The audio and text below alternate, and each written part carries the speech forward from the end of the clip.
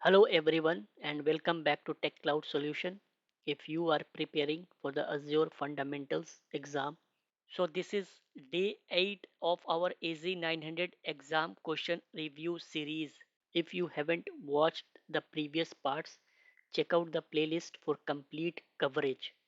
If you want to download the complete PDF or simulate the exam like Microsoft's real test, visit our website TechCloud Solution for exclusive practice material. I will give you the link in the comment section. And make sure to like, subscribe, and hit the bell icon for more in depth exam guides. Now, let's dive into today's question. Question number 21. You are planning to implement an Azure database solution with the following requirements. Number one, a database should support adding data concurrently from multiple regions. And the second, database should support storing JSON documents. Which database service should you deploy? The options are A. Redis Cache, B. SQL Data Warehouse, Azure SQL Server Database, and D. Azure Cosmos DB.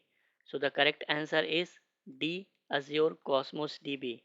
So Azure Cosmos DB is a globally distributed database service that enables you to elastically and independently scale throughput and storage across any number of Azure's geographic regions. It supports schema-less data that lets you build highly responsive and always on application to support constantly changing data. Now other options are not correct as Azure SQL Server Database. So Azure SQL Server Database is a relational database as a service based on the latest stable version of Microsoft SQL Server Database Engine. Next option we have Redis Cache. So Azure Cache for Redis can be used as an in-memory data structure store, a distributed non-relational database, and a message broker. Application performance is improved by taking advantage of the low latency, high throughput performance of the Redis engine. Then the next option we have SQL Data Warehouse. So SQL Data Warehouse is a petabyte scale MPP analytical data warehouse built on the foundation of SQL Server and runs as a part of the Microsoft Azure Cloud Computing Platform like other cloud MPP solutions. SQL Data Warehouse separates storage and compute, billing for each separately.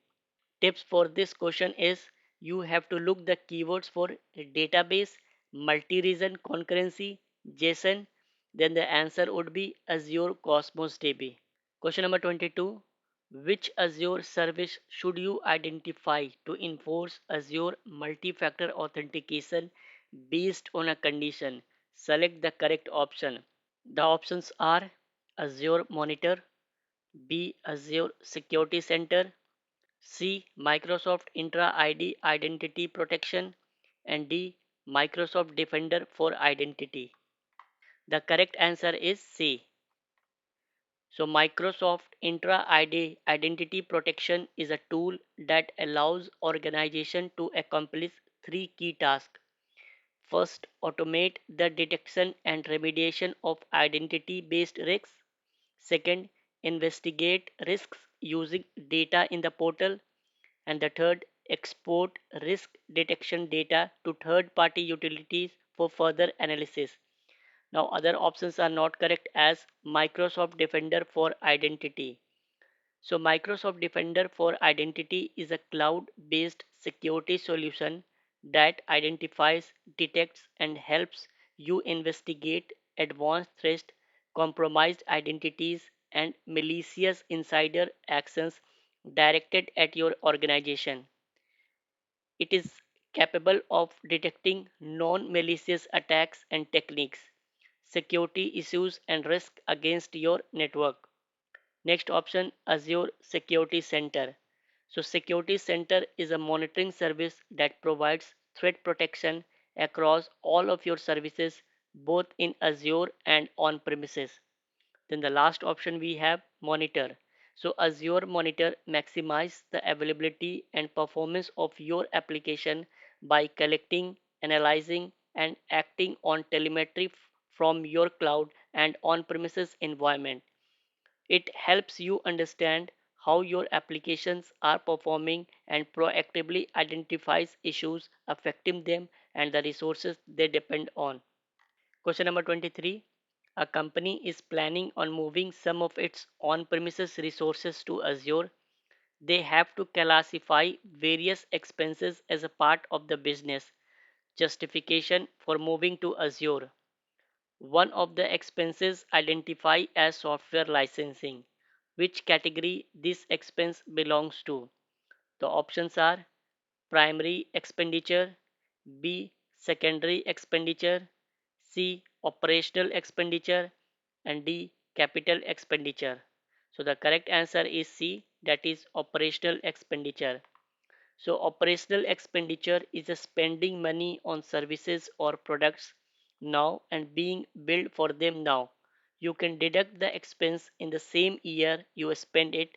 There is no upfront cost as you pay for a service or product as you use it. Now the other options which are not correct as capital expenditure. So capital expenditure is the upfront spending of money on physical infrastructure and then deducting that upfront expense over time. The upfront cost from capex has a value that reduces over time. And other options like primary expenditure and secondary expenditure are incorrect as these are not correct expense category for cloud. Question number 24. What tool or service allows the download of published audit reports and how Microsoft builds and operates its cloud services? Select the correct option. Options are Azure Policy, B. Service Trust Portal, C. Microsoft Privacy Statement, and D. Azure Service Health. The correct answer is B. So, Service Trust Portal is the Microsoft public site for publishing audit reports and other compliance related information relevant to Microsoft's cloud services. Service Trust Portal users can download audit reports produced by external auditors and gain insight from Microsoft authored reports that provides details on how Microsoft builds and operates its cloud services.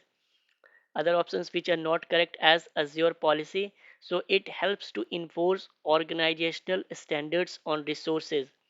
Azure Policy evaluates resources in Azure by comparing the properties of those resources to business rules. Next option, Azure Service Health. So Azure Service Health helps you prepare for planned maintenance and changes that could affect the availability of your resources. It also provides personalized guidance and support when issues with Azure services affect you. It can notify you, help you understand the impact of issues, and keep you updated as the issue is resolved. Then the last option, Microsoft Privacy Statement. The Microsoft Privacy Statement explains what personal data Microsoft process, how Microsoft process it, and for what purpose. Question number 25. Which of the following methods of deploying a virtual machine provides the highest availability SLA? Select the correct option. The options are A. Single instance virtual machines using a standard hard disk managed disk. B. Two or more virtual machines in an availability set. C. Two or more virtual machines across availability zones in the same region. And D. Single instanced virtual machines using premium SSD or UltraDisk. The correct answer is C.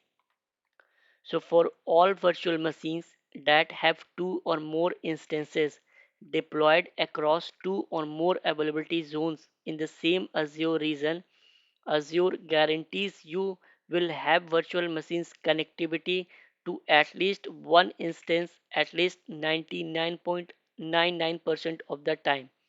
Now the other options are not correct as two or more virtual machines in an availability set. For all virtual machines that have two or more instances deployed in availability set, or in the same dedicated host group. Azure guarantees you will have a virtual machine's connectivity to at least one instance at least 99.95% of the time.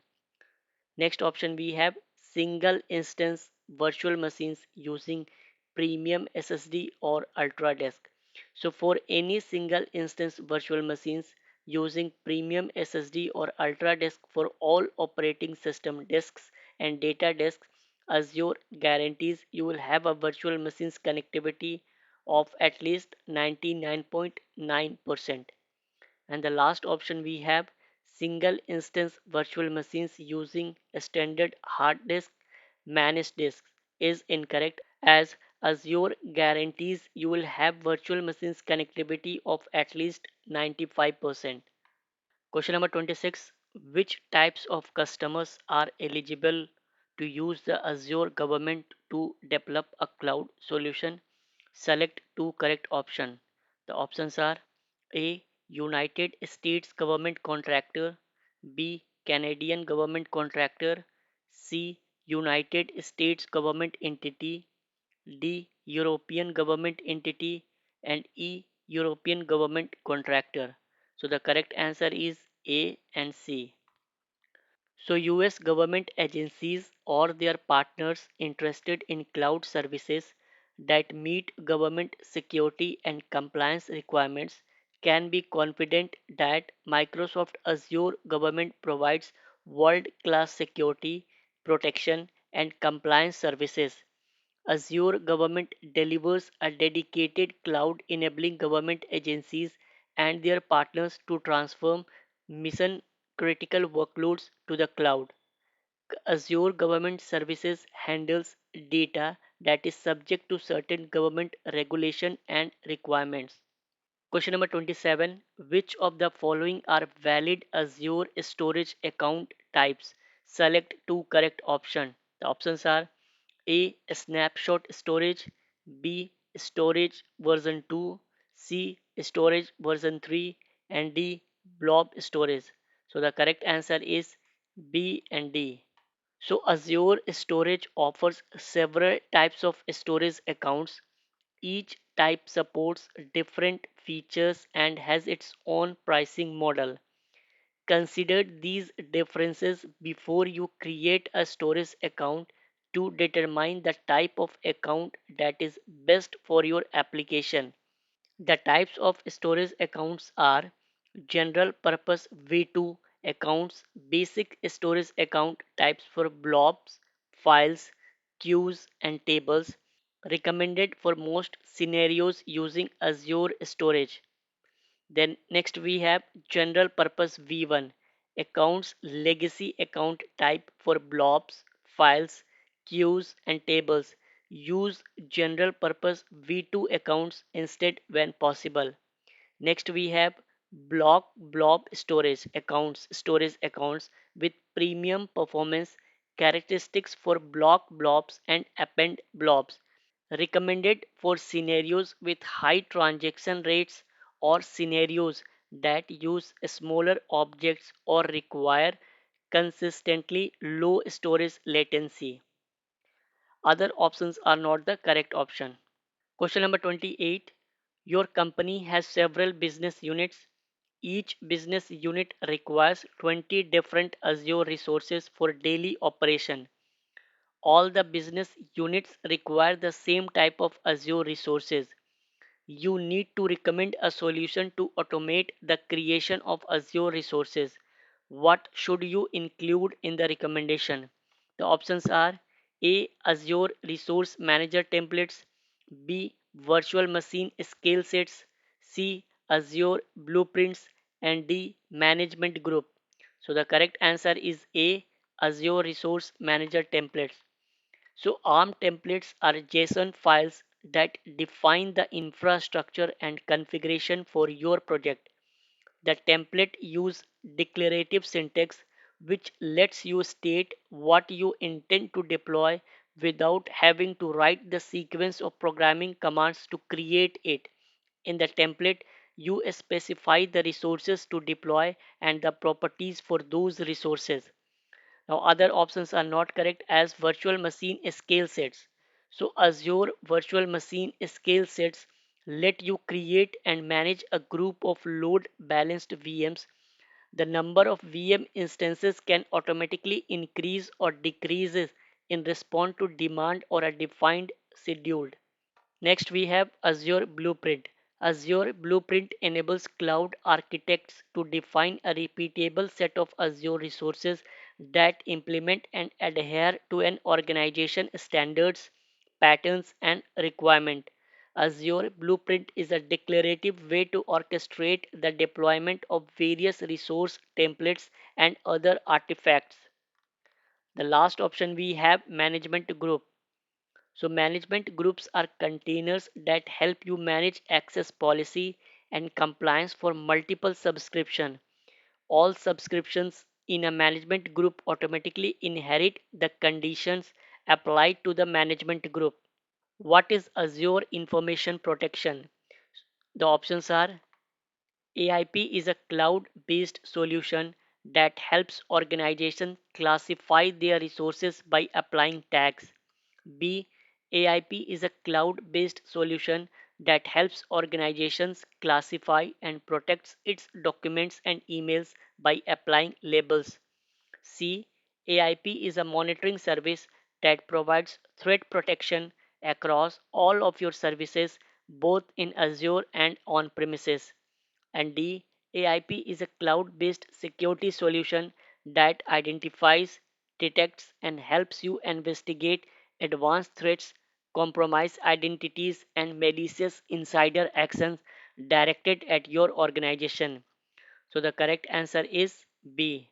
So AIP is a cloud-based solution that helps organizations classify and protects their documents and emails by applying labels.